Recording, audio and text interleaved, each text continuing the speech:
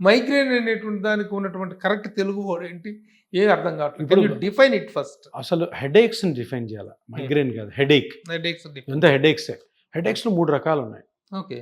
ఒకటి migraine, 2 cluster headache, 2 tension headache. మూడోది migraine, cluster headache, tension headache.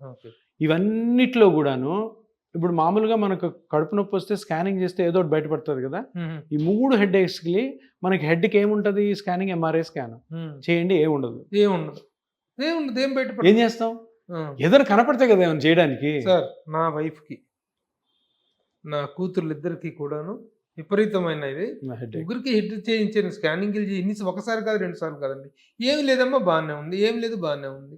ఏమి లేకపోతే ఎందుకు వస్తుంది? There suffering a lot. So ఇప్పటి వరకు కూడా నా ఫ్యామిలీని కాదండి, so many families, so many film star suffer అవుతున్నారు. బట్ ఈ మీరు చెప్పిన ఈ క్లారిఫికేషన్ తెలియదు. 3 రకాల హెడేక్స్ ఉంటాయి. ఇవన్నీ కూడాను ఎంఆర్ఐ బేస్ చేసుకొని కాదు, సిమ్టమ్ బేస్ చేసుకొని. టెన్షన్ హెడేక్ అని వస్తుంది.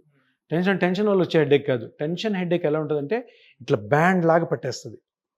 ఈ హెడ్ బ్యాండ్ ఉంటుంది చూడండి, టెన్నిస్ ప్లేయర్స్ వేసుకుంటారు, అట్లా పట్టది. సో ఎప్పుడన్నా పేషెంట్ నాకు అడిగితే హెడేక్ వస్తుంది సార్ చాలా సంవత్సరాల నుంచి, ఇట్లా పట్టేస్తుందంటే అది టెన్షన్ హెడేక్.